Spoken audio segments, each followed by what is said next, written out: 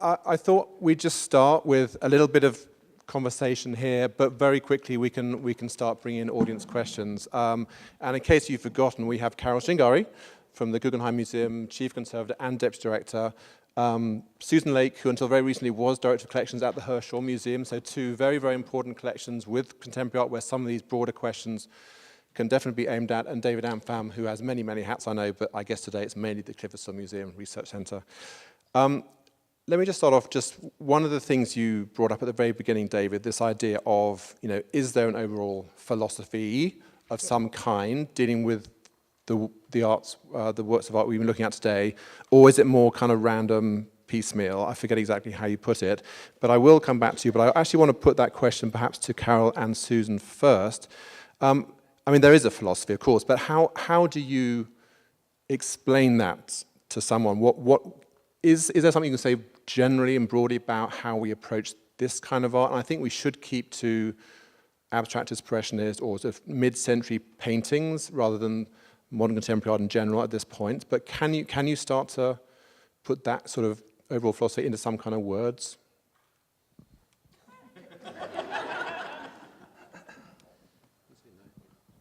Well, I thought I tried to do that earlier today, but perhaps it wasn't so clear.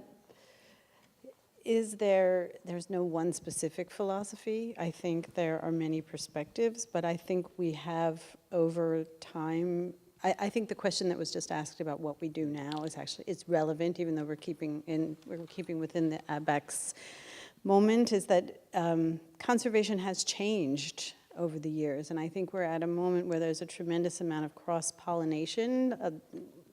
Conservators are talking to each other more, and we're talking to other disciplines more. And I think there will be less and less of trying to find that one slide of the work, that because we're all about documenting and talking to artists and really understanding what the work is. And I think that may have started with the abstract expressionist movement in a way, because for the first time, you're looking at things that have no iconographic value, but their value is the material and the experience, and something that we weren't quite sure how to grasp. And I think that started a whole new way of looking at things and how we preserve things and what we're preserving.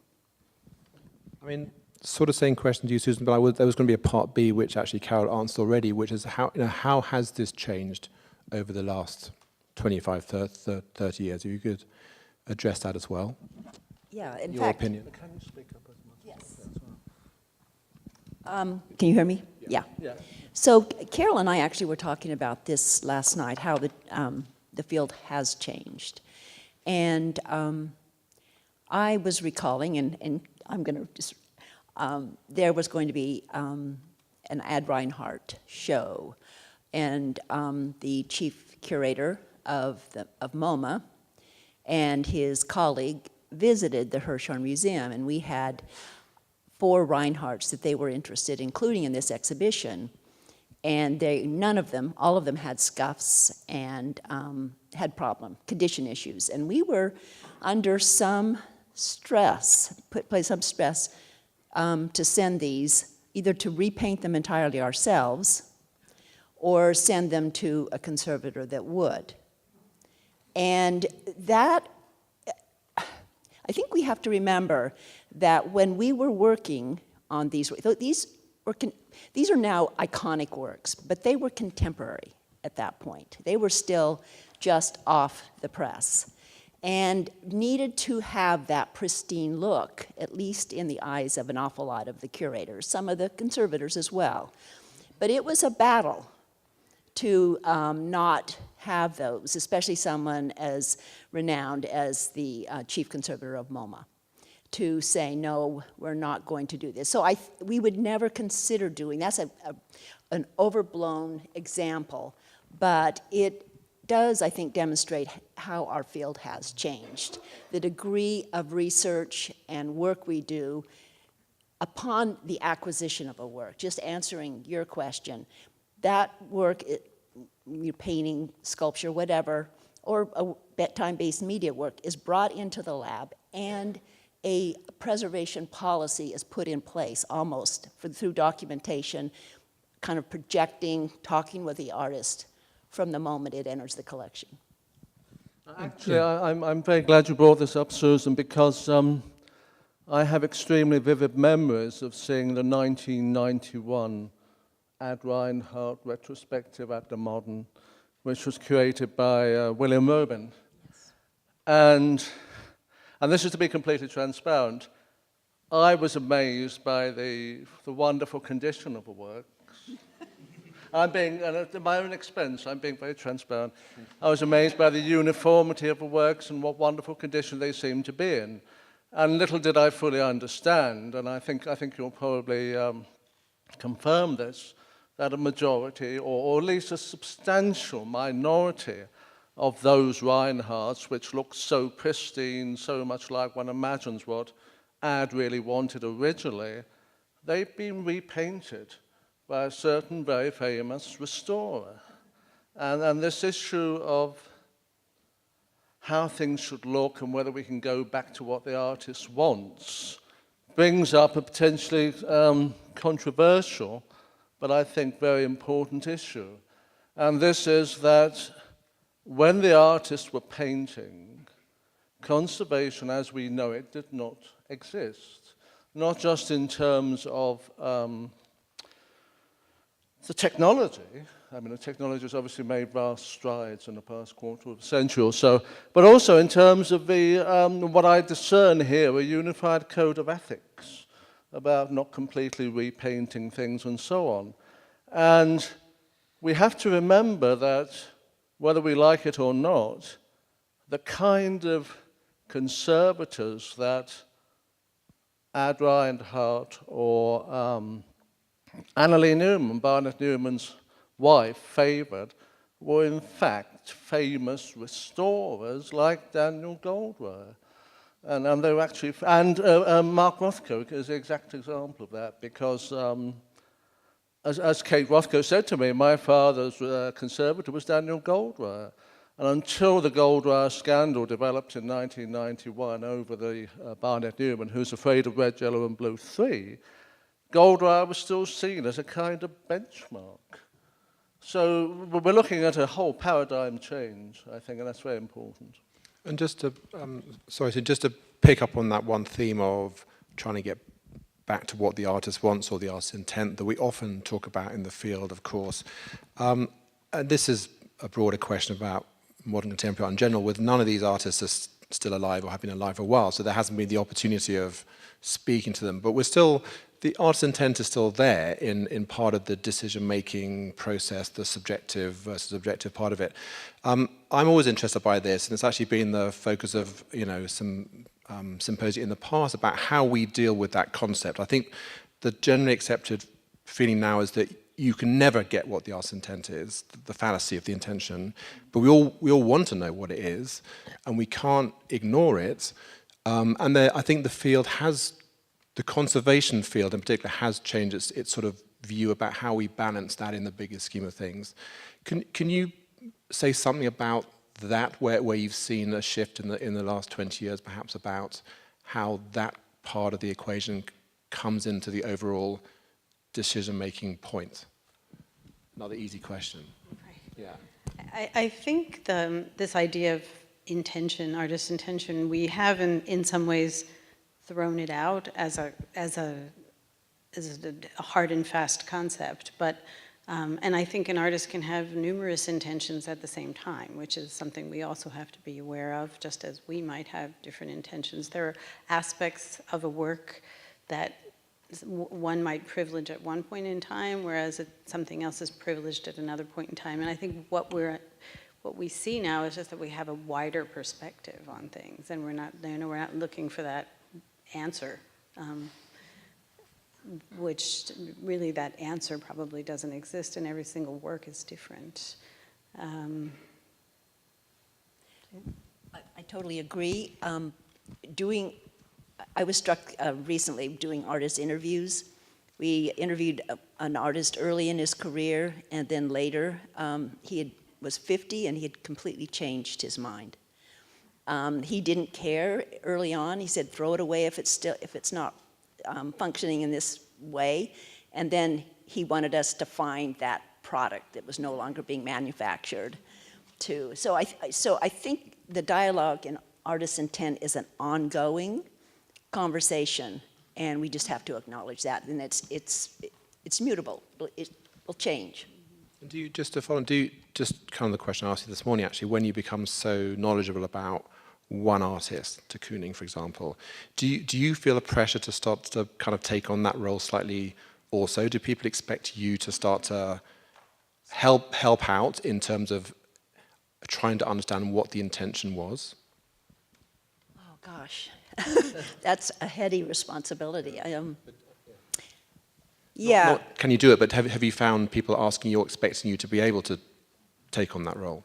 Yes, and I think you have to wade into that very, very carefully. Because I mean, yes, we try to be objective, but ultimately, a lot of those decisions are subjective. So that's all I can say. I would approach that role very, very cautiously, but I wouldn't assume it on my own. I think this one of the beauties about this profession is you dialogue with your peers all the time. And that's really critical. Yes, and I think what's become very apparent is that far from being a cut and dried science like pure mathematics, what I've been impressed by today is the fact that it's almost more like an art than a science. And that what seemed to be wholly objective and about material things out there is refracted through a zillion subjective factors. And in conjunction with this, I think, to me, there seems to be a danger of pursuing a phantom. And that phantom is some notion of absolute authenticity and the artist's original intentions. And we've seen, you know, I like the way in which Mary Gridley described Joe Mitchell's intentions about cropping as idiosyncratic. And I thought that was a wonderfully descriptive way of putting it, you know. It seems to me that from the moment the artist puts the brush down, or in some cases the roller, we're constantly going through time and getting away from that. And what we're doing, and what conservators and art historians or whatever are doing, is to reconstruct, but not try to get back to square one again, because we never will, and that's the point. Another theme that I kept jotting down, yes, another theme that I kept jotting down through a lot of the talks today was the whole subject of intervention.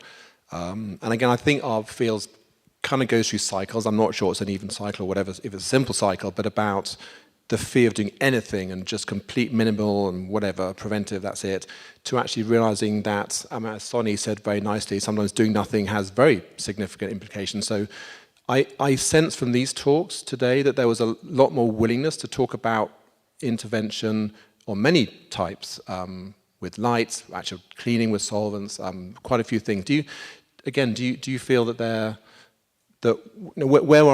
is there a cycle, and where are we on it, and is it I'm not sure what the question is, but yeah, it's no, right. No, I think there is. I think when I entered the profession, we were so acutely aware of some of the things that had been done, all with the right intentions, but extreme interventions, and we looked at those things, and were somewhat shocked. So there was this sort of movement to minimal intervention and not wanting to do anything, and this really conservative approach. But I think over time, it's because I think we now ask the right questions, and we have a community of people who dialogue together. There's more of an interest in appropriate intervention, and as you say, doing nothing sometimes is a decision in itself that is disadvantageous to a work. So I think that the pendulum is swinging back, but not back to any sort of extreme example. Yeah, it was interesting your commenting early on about making works available. But yeah, I mean, I did find myself going, oh, but we can't do that. But I do feel that we should, to the extent that we can, make these works viewable. And not, yes, there are those works that are beyond restoration, or conservation. But I do feel, to the extent we can, we should try to intervene and make sure that they can be lent or shown for the longest period. But and again, that's a kind of a ambiguous path. Yes, and even in the same breath, Susan, I think I personally, in some cases, don't have a problem with seeing a work that's in bad shape. For example, the Kunstmuseum Basel has memory serves, a 1958-57 Rothko, which has faded just as badly as the Harvard murals. But still seeing it, I mean, the fading has revealed the brushiness of it much more. And in a way, it's a ghost of itself, but it's still a very fascinating ghost. And I'd rather see a ghostly Rothko maybe than some other artist's work in, real top-notch condition.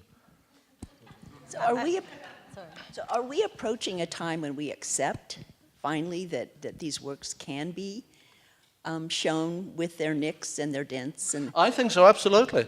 I think that because conservators have made such strides, leaps and bounds, I think it's time to face up to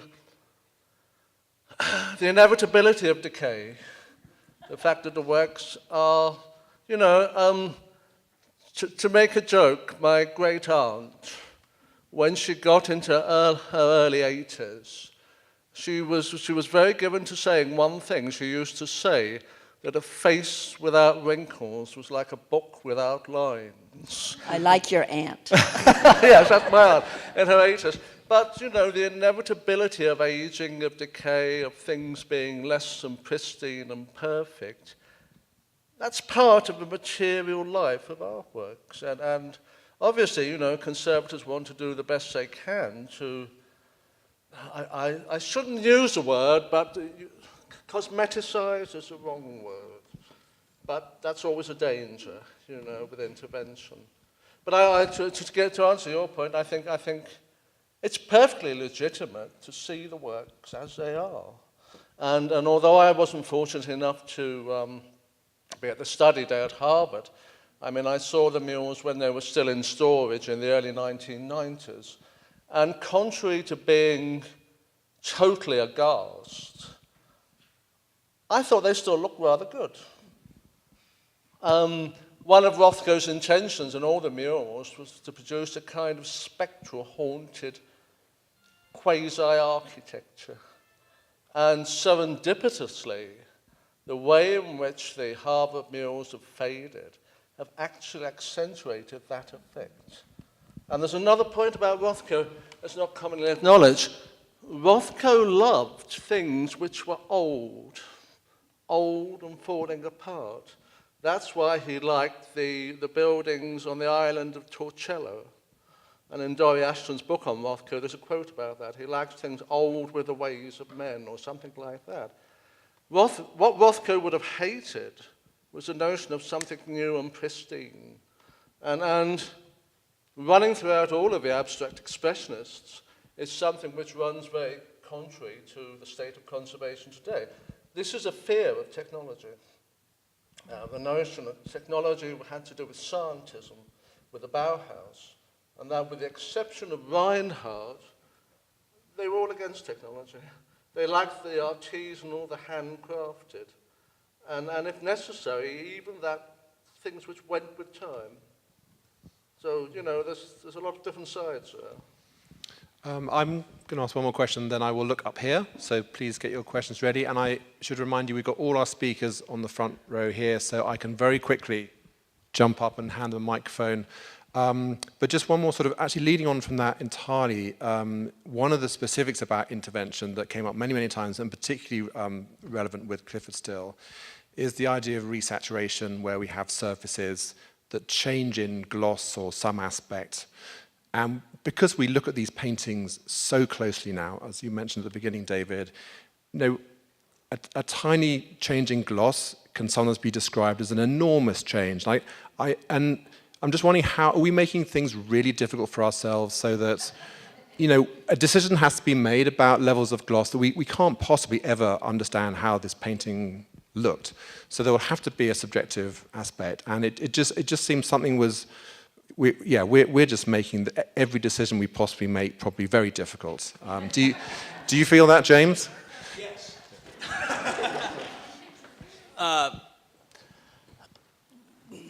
Yes. How to expand on that? Yes, but I think we can make these decisions in a very sort of insightful and educated way. I mean, I have the good fortune of having at my disposal, again, 829 paintings. And within that body of work, begin to sort of intuitively develop a sensibility about his works, and not to say that I would understand his intentionality, but to be able to develop through just looking closely sort of a way to modulate that issue of surface with aging characteristics in some way, to sort of try to, of course, get the best of both worlds. It's a real challenge with his pieces. I mean, I do worry about, I have, sorry, in relationship to what James says, I do worry, as I said, in introduction, about the degree of intervention with still, but the issue of reflectivity was so central to Still's art from very early on, in fact, that you can't dodge it. And the one thing I asked James is, how do we know? And he can tell me by comparing this bit to that bit and saying this is very likely. I still think that at the end of the day, there's a lot of educated guesses. Yes. And we're never going to get around that. So that's a given. Yeah.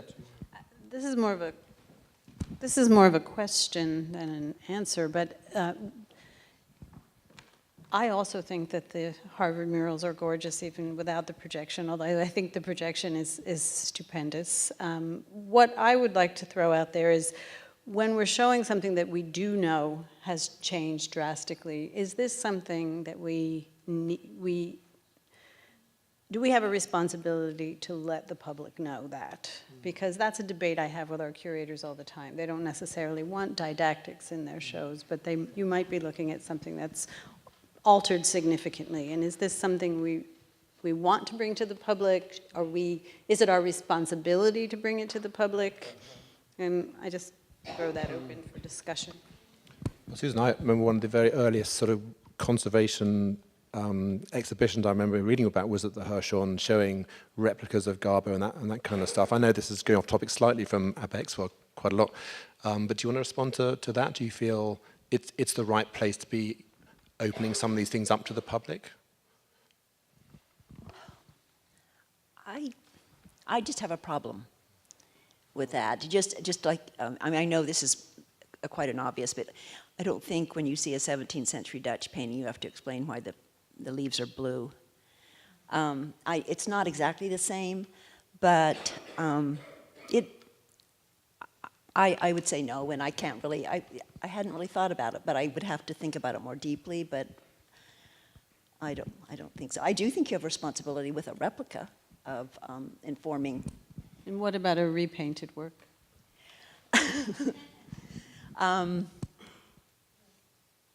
You mean repainted like a gold wire? Uh-huh. Yes. Now that I actually, what our curators, our curators, once they find out something's been repainted, they just don't show it. So rather than, because I think they do feel that they have a responsibility to say that, because they do when it's a replica. So maybe we should open it up. I don't feel I really have the answer to this question. Please. Yeah, it's coming down fast.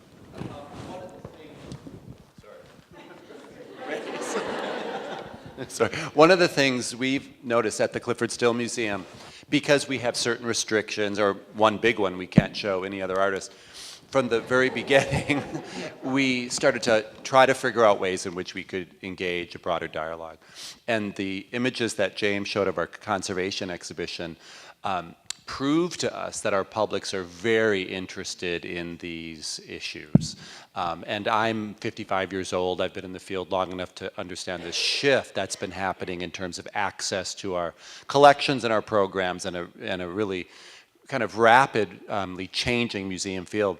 But I think I would propose, and whether or not it's a repainted work or an unfinished work, we're not certain if it's finished, or some of the nuances of conservation, I think in fact we may be, and being in a New York museum is probably different than a Denver museum. Your lines run around the block every morning.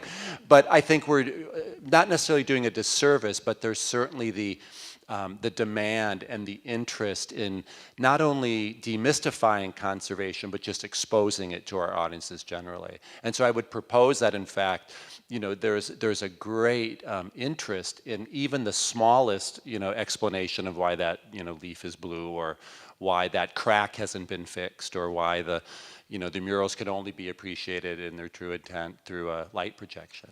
So I'll just leave you with that. Great. Peggy, you have a question? It was just a comment. I don't know if this is on. Yeah. Another single artist museum, the Van Gogh Museum, had a whole exhibition on the changes that have happened in Van Gogh paintings, and it was a very, very, very popular show. And it also brought to the public's attention that things do change, and that you as a private citizen can be proactive in either lessening that change or hastening that change, depending on your beliefs of access. And, you can determine the lifetime of a museum and take proactive actions to prolong the lifetime or not, depending on the priorities. And there are many, many, many priorities, access being one of them. And it raises extremely complicated ethical issues, which are almost like life support. Do you pull the plugs out? Do you keep them going? And it almost goes from being a scientific thing to an existential thing.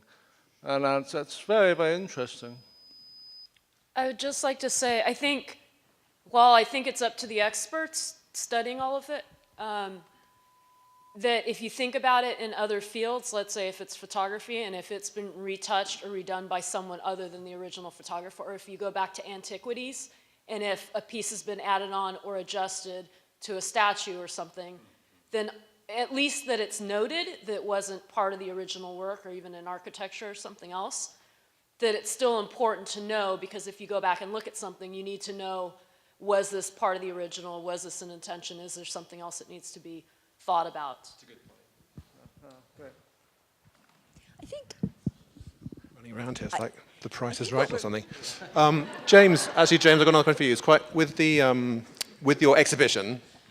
Specifically, when you had people, they could restore things virtually, some of the paintings, did you find that the general public tended to all come down to the same result on a painting, or was it very, very varied in terms of what they were preferring? It was varied, which was, partly the hope, but it was sort of aspirational, to be honest with you, that's how it would come. The challenge was that we were trying to develop an experience for the viewer that would take roughly 3 to 5 minutes to go through. So, because that's about the attention span, in effect, to be blunt. It's that balance of trying to sort of oversimplify things, but sort of make each of those phases dramatic enough so you can actually see change occur. But we tried to build in enough detail, i.e. like you could individually in-paint out specific cracks. You didn't just have to hit a button and they would all wholesale disappear. It was actually, you could hit a couple cracks up here, use one color, blue, and then hit a couple cracks down here, zoom in, zoom out, and sort of play with it and try to make it a little bit more immersive so they can sort of do their own interpretation of the piece. I mean, my biggest regret with that is that we were at one point, and it was really due to just the fact that timing of the opening of the exhibition, is that we're hoping to develop a system where people could print out their restored copies and sort of take them home, and we would save them and sort of not crowdsource the restoration or the treatment of the painting by any means, but it would be sort of an interesting way that people saw the work. And I think people, once they got over the initial reaction or initial sense of, well, when they first entered the room and they saw the touchscreen monitors, admittedly they didn't quite know how to react because they were just so well trained to not touch anything. But once they got into it, they started getting into it, and they could back out of it, or they'd go through a process and then start over again and whatnot. And I think people really did engage with it in a positive way. Mary. I just wanted to say that I think that one of the things we appear to be talking about in terms of letting the public know what's been fixed, what's not been fixed, is you're asking somebody to choose between two different experiences. One is to just experience the artwork without you're having a real emotional or some kind of experience in front of it, and the other is kind of more didactic. And so I think that everybody in the profession worries about choosing one over the other, when, how, and kind of an open-ended thought there. Trish, just on that line, with the Rothkos, there was no didactic display about the restored painting. However, all the press, I mean, did you find people came in a lot and just stood looking at the lower right corner of that one painting, or was really it did not affect the experience? One of the first things we did when we brought the press into that room for that press conference is say, so which painting do you think was vandalized? We didn't tell them, and a lot of them got it wrong. So that was great. It meant they were experiencing the works. So there was nothing in the room, but the the Tate Media film is actually shown on a loop in an adjacent room. So we get people seeing the film and then going into the room and asking Rachel Barker for autographs when they see her wandering through the gallery, which is great. She's now a conservation rock star. So I think it's important to offer people choices in terms of the information you provide them. So I like the fact that there's nothing in the space, so people can just go in and enjoy the space. But if somebody wants to find out more, we've got information in different layers, in different media, and different formats on a website. We've got the film. There's all sorts of information out there for those people who are interested. And if they're really interested, they can contact the Tate. They can email us and ask us questions and have conversations with us. And I think that's the really most important thing, is that if you're interested, we're there. And if you're not interested and you don't want it, you don't have to have it. And I think that's a reasonable option. Do you feel the conservation campaign with that mural has attracted the right kind of attention for Rothko? We didn't really have much choice about the attention, basically because of the Twitter images, and I think that made a big difference in how we approached the whole project, because it was public before we even saw the damage within conservation. I felt it was really positive in the end. We had huge groundswell of public support, both for the murals and also for the conservation profession. You know, we're so hidden, and it was lovely to have our profile raised and have the institution behind that. That was wonderful. The Rothko family were just so supportive and so helpful and so wonderful, and they were really pleased with the outcome as well. I don't know, I think I wish it hadn't happened, but when it did happen, I think the outcomes were good on a number of levels, including I agree press. totally, Patricia. Yeah. So another question, we have some. We'll take this one and then we'll take Pia. Forgive me, Kandakar. I'd like to ask you a question.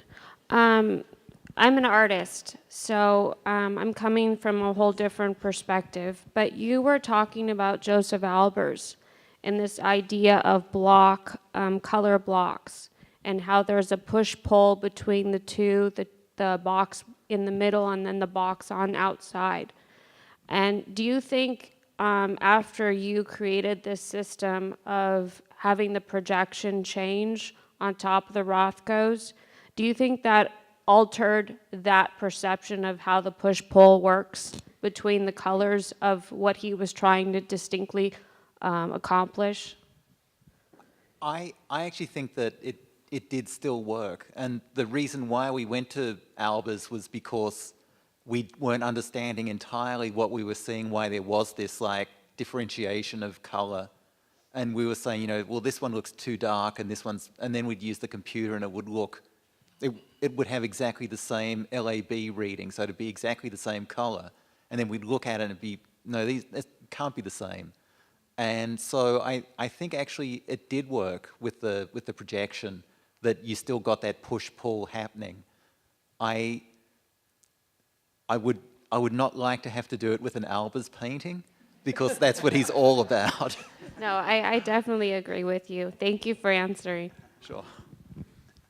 Could you take the microphone back up to the lady in the red? Hi, I have a quick comment and then a question for Carol.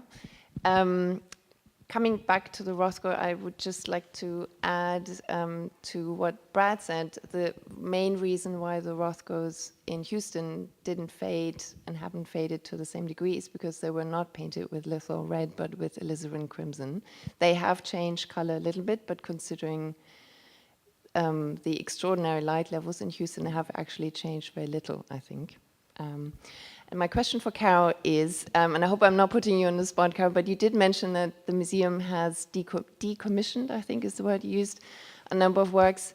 And since your talk was titled on death and dying, I was wondering, you know, I don't know if you can mention actual artists, but if you can maybe tell us which criteria were used and if it was difficult for everyone involved in the decision-making process to agree. Well, I do feel a little bit on the spot because I brought that up because it's a very new concept. It has taken us a very long and arduous journey to get to this place where works that have been deemed unexhibitable for whatever reason have a different status as opposed to going into a study collection, because I think we all feel that they have value in some way, and each work is different in terms of the value that we place on them. But we also believe, and at least I believe, that with this time and distance, in the same way that Who's Afraid of Red, Yellow, and Blue is now back on view, and there's going to be a new generation of people who forget about what happened in 1991 or whenever it was that work was repainted, and it will just have this history. So this sort of decommissioning allows you, instead of deaccessioning or putting it into a study collection, it allows you this category where if it has some significance at some point, some value, and it can be brought back into the canon in some way, it allows that. Because I do think we have to be conscious of, we're looking at everything through our own eyes. And every decade that goes by, I look at things differently. So I know just personally I have that experience. So, Carol, can I just ask, I think this is an interesting question. Could you elaborate? Are you talking about things that are totally destroyed, but you're not.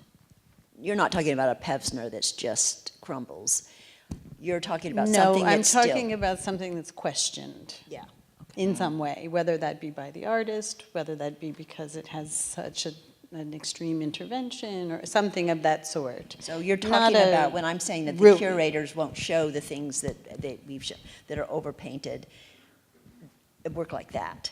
That could possibly be. I mean, we haven't done that No, I yet, think that's but an it interesting- could it's a very potentially be in that category, yes. Sonny. I'm just wondering why you need that category and that label. I mean, couldn't things just not be displayed? I'm just curious, you know, administratively, it looks like more work. This is probably not the forum to talk about this, because it's more about our Panza initiative, which is about a period in the 60s and 70s when things were created through certificates, and artists we're looking at these things that were created elsewhere, and the works, although they had a life and they were exhibited, they were disavowed by the artists in their lifetime. Not necessarily even conceptual works, but works that can be refabricated. So they have this sort of strange category, and what we don't want is there to be we want this to be acknowledged, because the artists did disavow them at some point, and they're kind of, they're tricky, and they're not black and white. So I think we felt that they needed to be put into a category so that you, 20 years from now, when you go to look at this work or you go to show this work, you know it has this history. And Carol, I wanted to ask you something very specific. It goes slightly beyond the ABEX field. But I showed a slide of a Richard Serra belts, but I didn't have much time to, and it's in your collection, yeah. I didn't have much time to talk about it. But what I wanted to say was that it can't be lent because of, well, that's not the point, that's not what I'm interested in. I'm interested in the material. It can't be lent because the vulcanized rubber has become brittle. Now, since Serra's still alive, is this something you've asked Serra about? Because we're not dealing with something like a very, very calculated brush mark. We're dealing with rubber bands, belts, which very much have entropy built into them anyway. They'll hang and fall in a certain way. Did you ever ask Serra about whether he'd want to replace the rubber? We've had many conversations with Richard about that piece, and the piece has been lent, but it's lent very, very rarely, because it hangs, it's becoming more and more and more brittle. You can see where the rubber is cracking. Yeah. We've done some reinforcement with Richard's input, and so it's extended the life to a certain degree. We've made some decisions that we want to prolong it and we want to show it in our own museum for as long as we can. So that is the reason that we don't lend it extensively, although it has been lent, and it's usually lent when Richard insists that it's lent. It's not the lending issue that worries me at all. I'm more interested in the fact that here you've got a work with the artist still alive. And there are works that Richard Serra would refabricate. That is not one of them. Right, that's what I wanted to know. Yeah. That's very interesting. Yeah, Thank you. it's a unique object. He feels it's a unique object, and he wouldn't make a replica. That's fascinating. Yeah.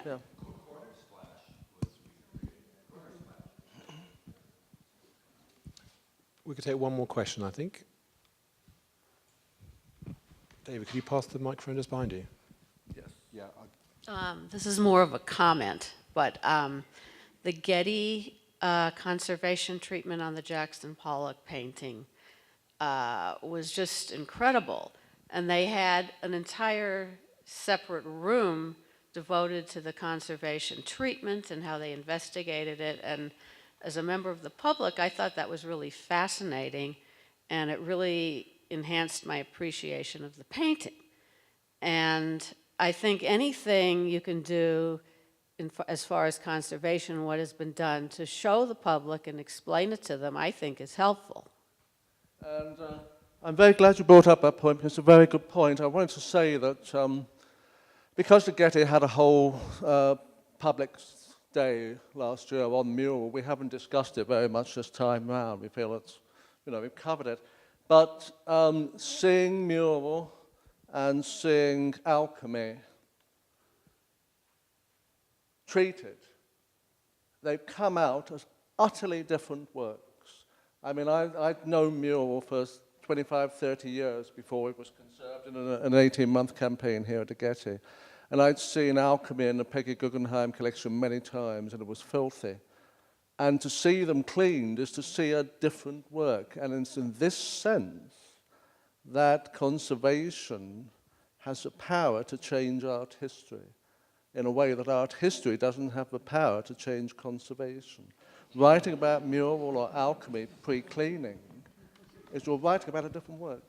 And so what conservation has done in these amazing treatment campaigns is to literally resurrect the work. And I find that amazing. No, I just want to point out Yvonne Safran, who's the back here, the chief painting conservator, and Laura Rivers is here somewhere. This really was a Getty Museum and GCI, and Alan Phoenix up there from the GCI. It was, I think Yvonne's still recovering from the whole escapade. The exhibition was hugely successful. It became the best attended exhibition ever on the Getty's campus, which we had no idea was going to happen, and we remind people of constantly as a result. It's been a big effort to get that sort of level of conservation and technical study into a major exhibition, as many museums have found. We were the same, but for us, this one. Now there's very little question when we go to the exhibitions department about, we'd like to do something about a technical study that's yes. So it's great.